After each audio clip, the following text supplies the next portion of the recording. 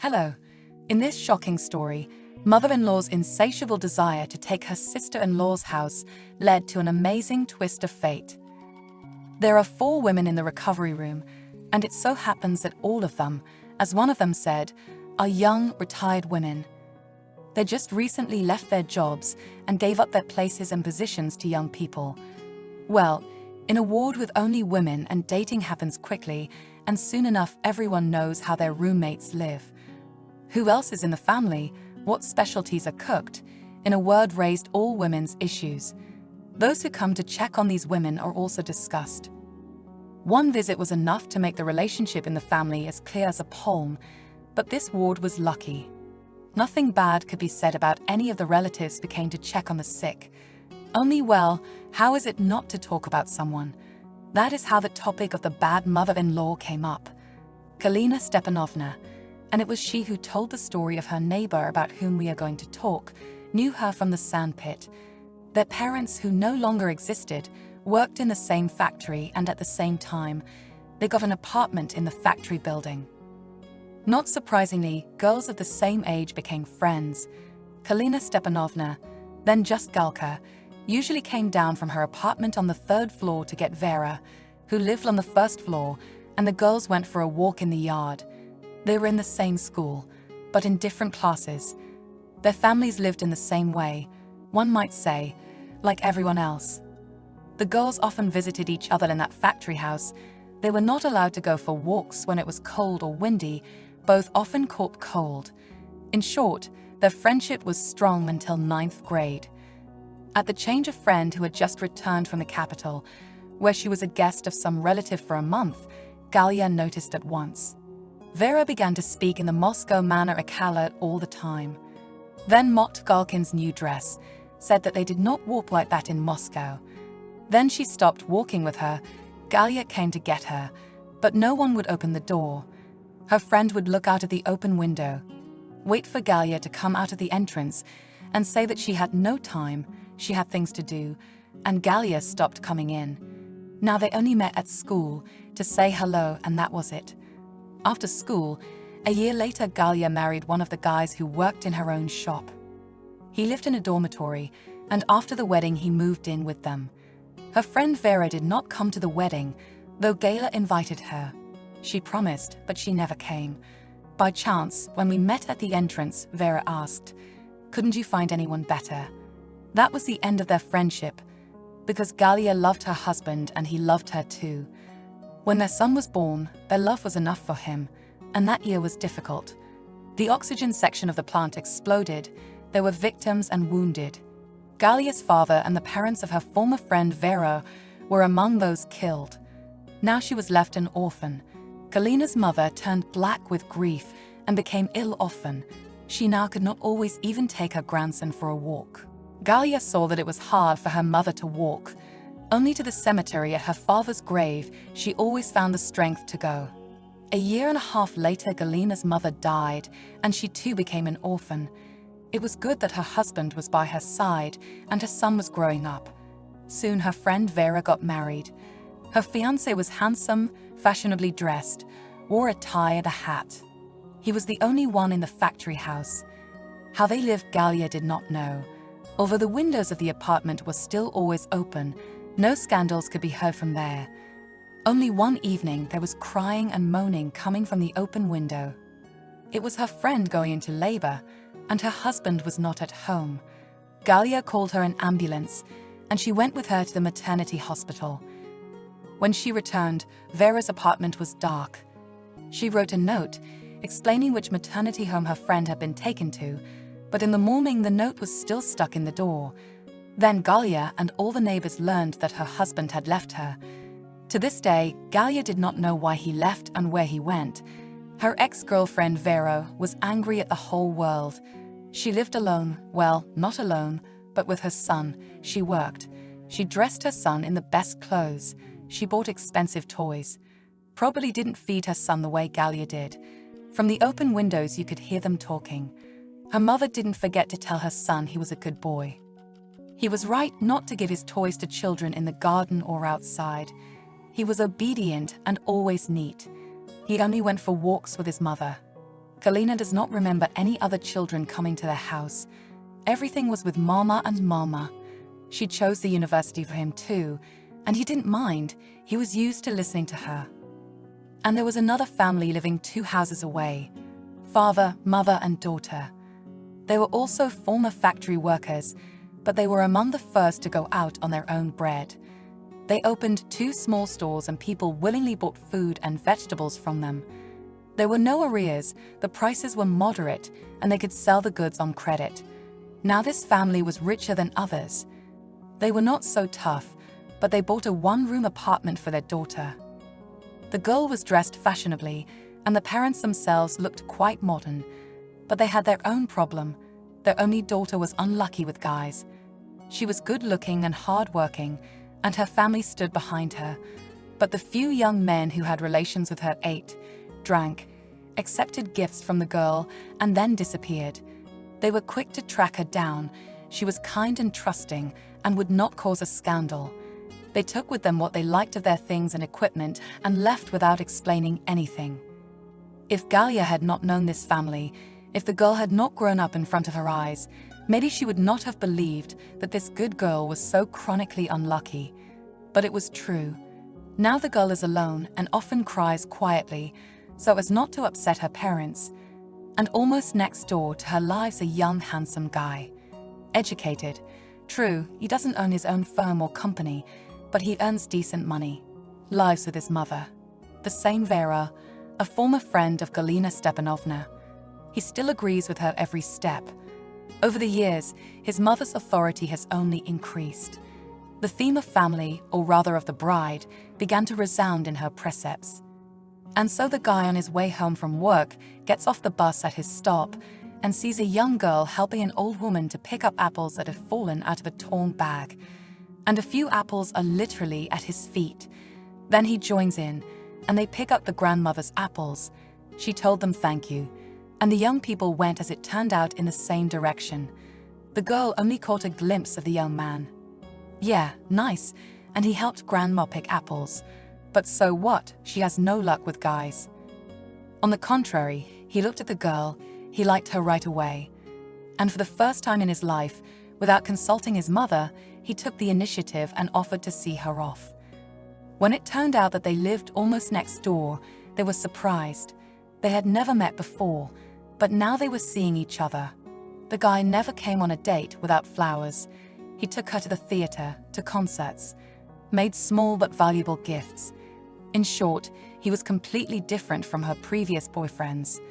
In addition, he was distinguished by his delicacy and tact, and when she introduced him to her parents, they were delighted.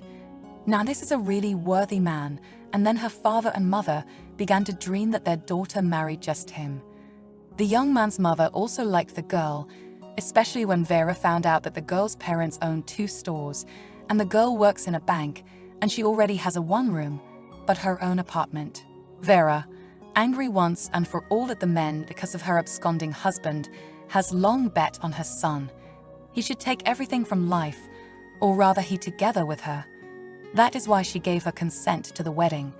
The parents got acquainted, agreed on the date of the wedding. The bride's mother and father said at once that they would take care of all the expenses. There were 2 of them, and the bride-to-be was alone. And this also pleased Vera, the groom's mother. The groom's mother, the same former friend of Galina Stepanovna, was already preparing a plan. Disgusting, dishonest, but she was satisfied only with such an outcome. This marriage is a launching pad for her son and for her, to take as much as possible from the matchmakers after the divorce, which she did not even doubt. Nor did she doubt the power she had over her son. At the wedding, she pretended to be happy, hugging the bride, the in-laws, and the matchmaker.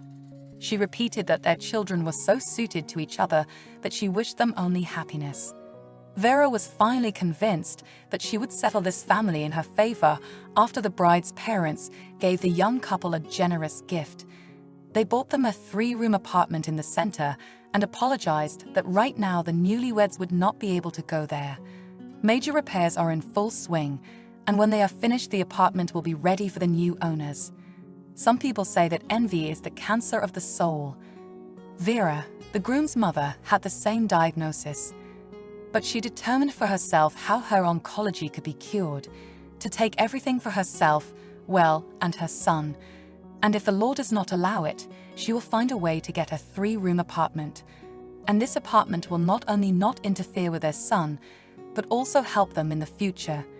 In the meantime, Vera had to play the role of a loving mother-in-law, coming to visit the matchmaker's house because the newlyweds had settled there until the repairs were finished. But more often and almost every day, her son came to see his mother. He still listened to her, agreed with her as in childhood, what she would not say. And it never even occurred to her that by mocking her daughter-in-law, she was hurting her beloved son, because he loved not only her, he loved his wife and respected her parents.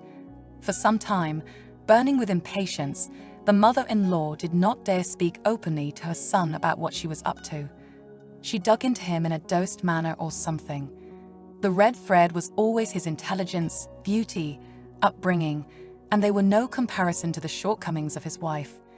Not to mention the fact that his father-in-law and mother-in-law were common merchants. Not businessmen or oligarchs or deputies, but hucksters. Her son was uncomfortable with such innuendo, so she decided to use the heavy artillery.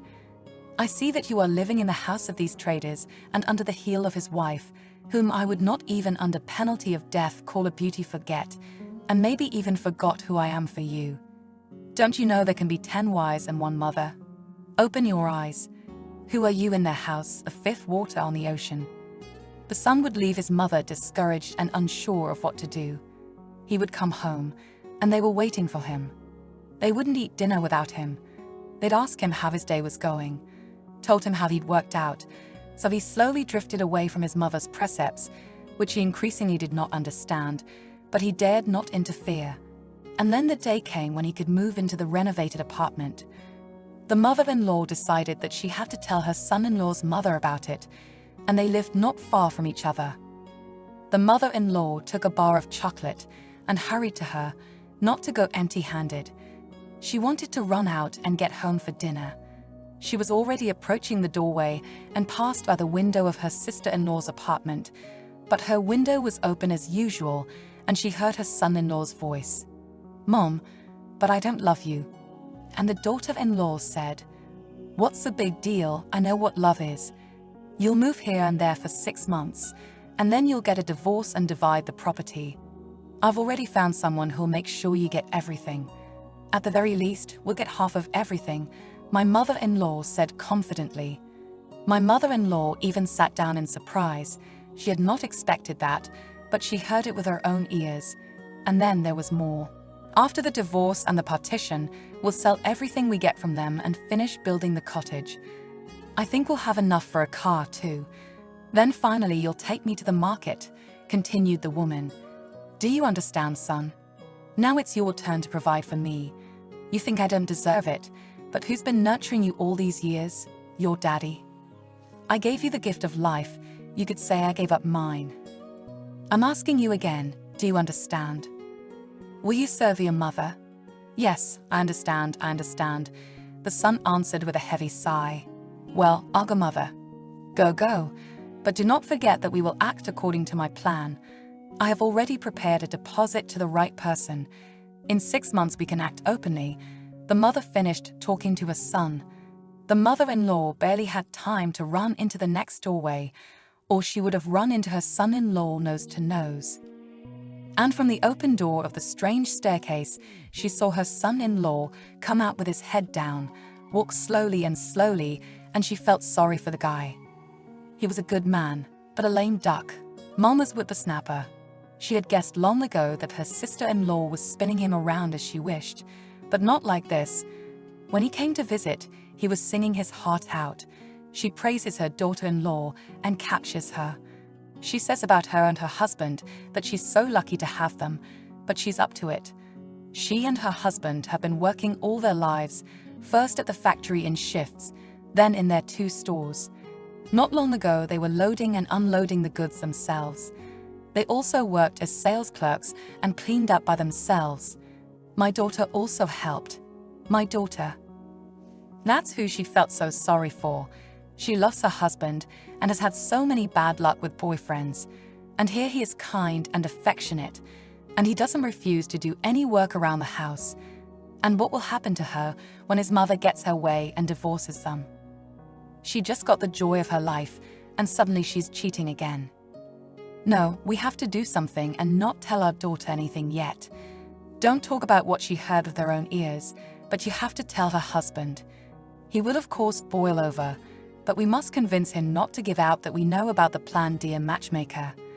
My mother-in-law also had the strength to go to her and still invite her to tomorrow in the new apartment in which the children will live. Well, to see how she would behave. As a good actress has met my sister-in-law with open arms, though I could not resist, asked if she had not run into her son. He ran in for a minute to check on his mother. My mother-in-law also decided to play a role. No, she did not. I ran behind the house, just to call you tomorrow. The children are moving into a renovated apartment, and my husband and I aren't very happy about it. It'll be boring without them. And my sister-in-law keeps up small talk, says that they are moving not far away. She promises that if she succeeds, she will move there. She did not move an eyebrow, and there was no hint of pushing her son 10 minutes ago.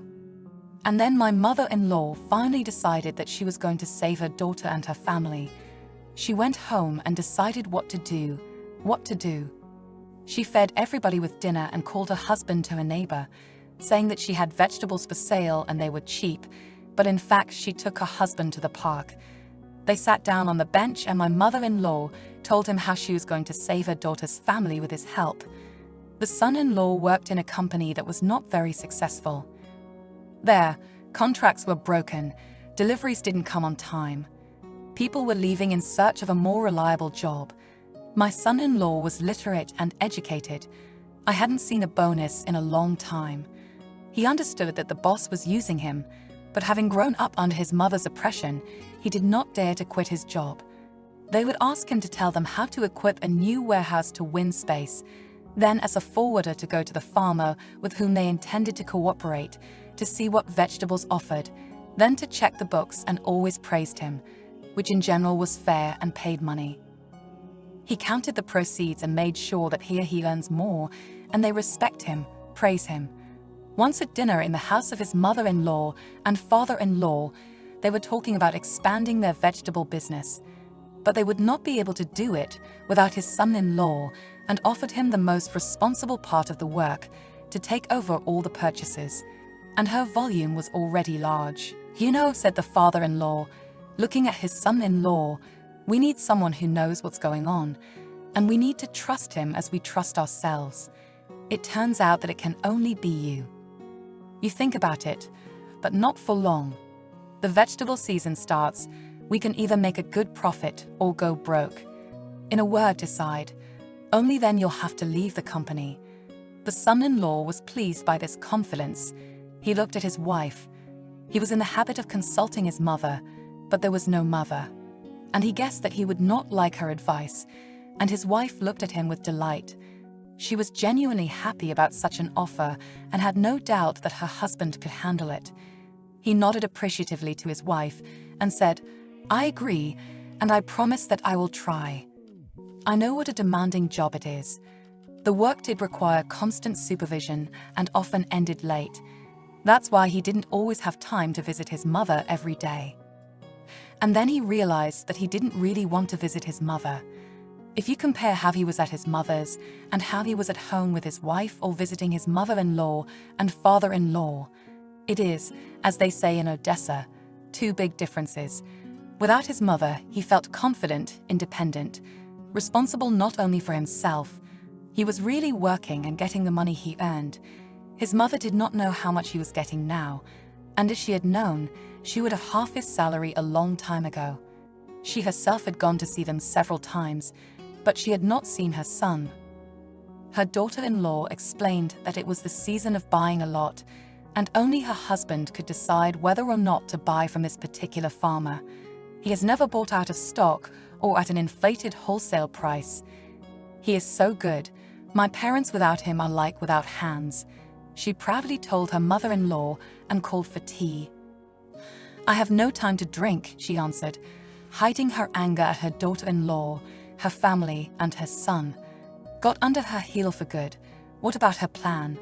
It will soon be 6 months since the married couple divorced. "I'll go," she said, refusing tea. "Tell him to stop by today or tomorrow for sure. I've already forgotten what he looks like." The daughter-in-law blushed, didn't know what to say, and her mother-in-law wouldn't listen to her anyway. When her husband came in, she first fed him, then sent him to the shower, and only after the shower did she ask, "Why did you come see your mother?" And he immediately lost his mood, but he could not admit that he did not want to, was not going to hear about her plan. He was ashamed.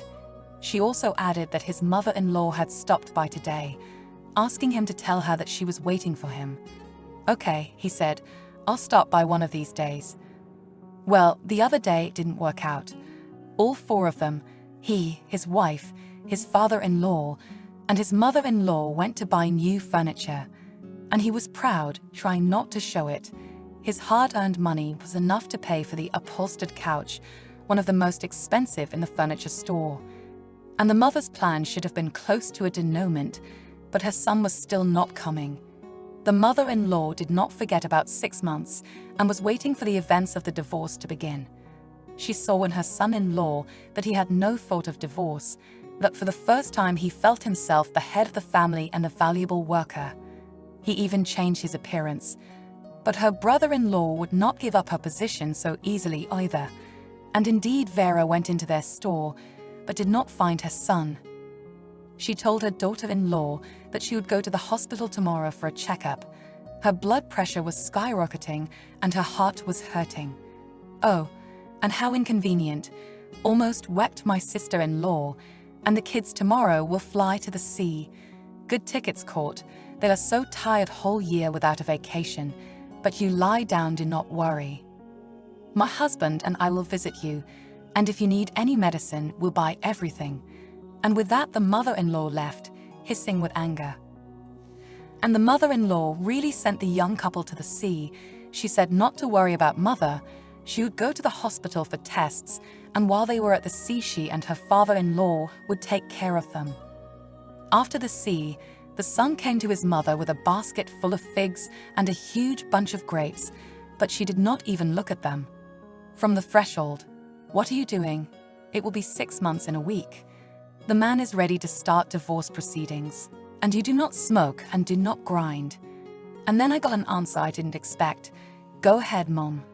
I do not want to hear any more about your plans, and they are not plans, but intrigues. I love my wife. I'll say more than that. I love her family. They're good people, not unlike you. I'm sure there'll be 3 of us soon. Do you want to make your grandchild or granddaughter half-orphaned? If you want to intrigue, fool around, go on a dating site, put your picture up and find yourself a rich fiancé with a summer house and a car. Deal?" And left. She just froze on the spot, and then she realized that it would not be as she had planned. And then she realized that it was not going to be as she had planned. Her son would never do anything for her. He would never do it again. And whether she was angry or it happened so, she found a boyfriend by correspondence at first. He wrote that he had this and that. He has not only a car, but also yachts. Only he did not meet a woman who could be attracted to him, but she did, and now they have met. A respectable man, nothing to say, wooed her like in the movies. Flowers, cafes, and talk about traveling abroad. He lived in another city, but he was here on business. So he stayed at a hotel. She invited him to her place and had already prepared a plan, but left him alone for only half an hour, while she ran to her apartment to fill in for her tomorrow and came back. In short, no respectable fiancé, no gold, no savings, including the money she made for her son's dishonest divorce. Now she was as quiet as water and beneath the grass. Kalina Stepanovna finished her story, and her son and daughter-in-law are decent people and great matchmakers. Of course they helped her, gave her money, and her internet bridegroom did not leave a penny. I pity her. She was a good girl, and I do not pity her. She did not like people. I don't feel sorry for her either, the 3 roommates said as if in conspiracy.